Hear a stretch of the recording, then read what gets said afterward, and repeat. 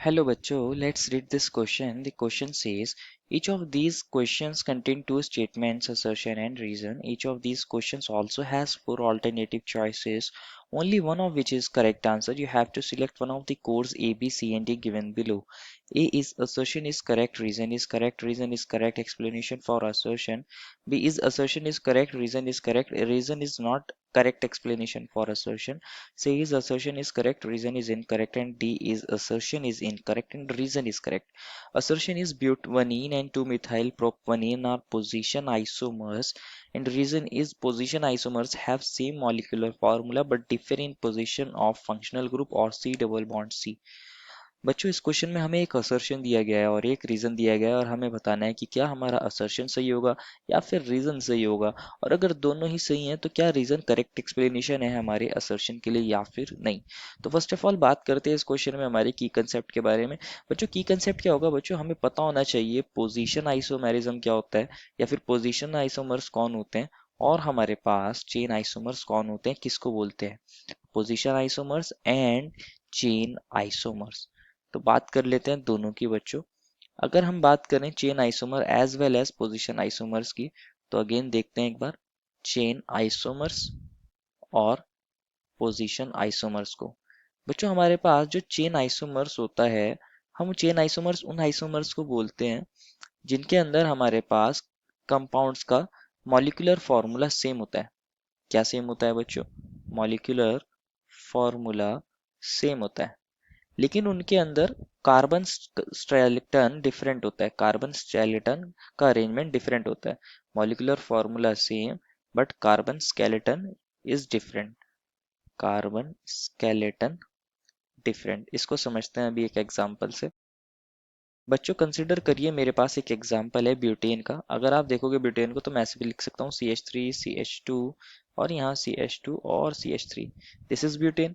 इसके अंदर एक पॉसिबल वे और है, इसका वैसे फॉर्मूला देख लेते हैं। फॉर्मूला क्या होगा इसका? मॉलिक्यूलर फॉर्मूला C4 और हमारे पास H10। इसके अंदर एक पॉसिबिलिटी और हो सकती है कि हमारे पास ये वाला स्ट्रक्चर दिया हो बच्चों, यहाँ पे CH3 हो और ये भी एक CH3 ग्रुप अटैच है, तो मॉलिक्यूलर फॉर्मूला तो इसका भी सेम है C4H10। लेकिन हमारे पास कार्बन का स्केलेटन बदल गया है। यहाँ हमारे पास लीनियर चेन थी लेकिन यहाँ पे हमारे पास ब्रांचिंग हो गई है, तो कार्बन का स्केलेटन बन गया है। तो इस टाइप के आइसोमर्स को बोलते हैं हम चेन आइसोमर्स। वहीं बात करें हमारे पास पोजीशन आइसोमर्स की, तो अगेन पोजीशन आइसोमर्स के अंदर भी मॉलिक्यूलर फॉर्मूला तो सेम होता है। Molecular formula same. डिफरेंट क्या होता है बच्चों इनके अंदर डिफरेंट ये होता है कि या तो हमारे पास कोई सब्स्टिट्यूएंट एटम या फिर कोई फंक्शनल ग्रुप अपनी पोजीशन से दूसरी पोजीशन पर चला जाता है, या फिर फंक्शनल ग्रुप हमारी अलग अलग पोजीशंस पर प्रेजेंट होता है, लेकिन सब्स्टिट्यूएंट एटम और फंक्शनल ग्रुप अलग अलग पोजीशंस पर प्रेजेंट होते हैं। ओवरऑल मॉलिक्यूलर फॉर्मूला सेम होता है और यहाँ पे हमारे कार्बन स्केलेटन के अंदर कोई चेंज नहीं आता। बेसिक कार्बन स्केलेटन अगर बात करें, कार्बन स्केलेटन का बेसिक स्ट्रक्चर सेम रहता है। अगर लीनियर है तो लीनियर रहेगा और अगर ब्रांच्ड है तो वैसे ही ब्रांच रहेगा। Carbon skeleton does not change. Skeleton की बात चल रही है, इसके अंदर हम पाई बॉन्ड्स की बात नहीं कर रहे हैं, डबल या ट्रिपल बॉन्ड की बात नहीं कर रहे हैं।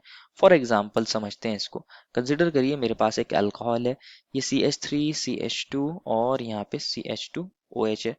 या तो OH ग्रुप यहाँ पे अटैच है, हमारे पास यहाँ 3 कार्बन की लीनियर चेन है, और हो सकता है कि हमारे पास CH3 CH और OH ग्रुप इस वाली पोजीशन पर अटैच हो और यहाँ CH3। अगेन बच्चों अगर आप देखोगे तो हमारा CH3 की लीनियर चेन यहाँ पर भी है और यहाँ पर भी है। तो ओवरऑल चेन के अंदर कार्बन स्केलेटन के अंदर कोई चेंज नहीं आ रहा, सिर्फ OH ग्रुप या फंक्शनल ग्रुप अपनी पोजीशन से चेंज हो सकता है। वो फंक्शनल ग्रुप हमारा C डबल बॉन्ड C भी हो सकता है, मतलब हमारे डबल बॉन्ड्स एल्कीन वाला ग्रुप भी हो सकता है, या फिर ट्रिपल बॉन्ड भी हो सकता है। तो बच्चों वो अपनी पोजीशन से चेंज होंगे, लेकिन ओवरऑल मेन चेन हमारी कार्बन स्केलेटन मेन हमारा वैसे ही रहेगा।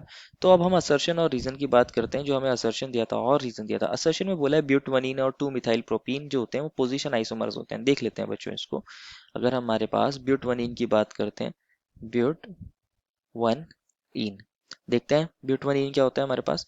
CH2 डबल बॉन्ड CH और यहाँ CH2 और CH3, और हमारे पास 2-मिथाइल प्रोपीन को भी देख लेते हैं, 2-मिथाइल प्रोप वन इन। ये क्या होता है हमारे पास? CH two double bond C और यहाँ पे CH3 और यहाँ पे हमारा CH3। बच्चों अगर आप इसको देखोगे ध्यान से तो हमारे पास एक स्ट्रक्चर के अंदर कार्बन चेन जो है वो कैसी है बच्चों, लीनियर है। इसके अंदर कार्बन चेन क्या है बच्चों, लीनियर है। और यहाँ पे क्या हो गया, हमारे पास CH3 ग्रुप एक कार्बन से दो जुड़े हैं, तो यहाँ पे क्या हो गई है, ब्रांचिंग हो गई है।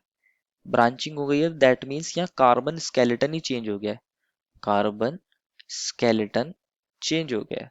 कार्बन स्केलेटन चेंज हो गया है मतलब चेंज होने की वजह से ये हमारे पास, अगर मॉलिक्यूलर फॉर्मूले की बात करें तो दोनों का मॉलिक्यूलर फॉर्मूला C4H8 होगा। और इसका भी बच्चों अगर आप काउंट करोगे, कार्बन 4 है और हमारे हाइड्रोजन 8 है, मॉलिक्यूलर फॉर्मूला सेम है, कार्बन स्केलेटन बदल गया है। तो ये हमारे पास कौन से आइसोमर्स होंगे, ये हमारे पास चेन आइसोमर्स होंगे। तो हमें जो असर्शन में बोला है कि ये पोजीशन आइसोमर्स हैं बच्चों, तो वो वाली असर्शन गलत हो जाएगी, ये असर्शन गलत है। रीजन बोला गया है कि जो पोजीशन आइसोमर होते हैं उनका मॉलिक्यूलर फॉर्मूला तो सेम होता है, लेकिन उनके अंदर पोजीशन ऑफ फंक्शनल ग्रुप या फिर C डबल बॉन्ड C या फिर और कोई ग्रुप चेंज हो सकती है। तो ये वाली बात बिल्कुल सही है। तो असर्शन सही है, रीजन गलत है, therefore final answer is option number D. Assertion is incorrect and reason is correct. I hope you understood it well and best of luck.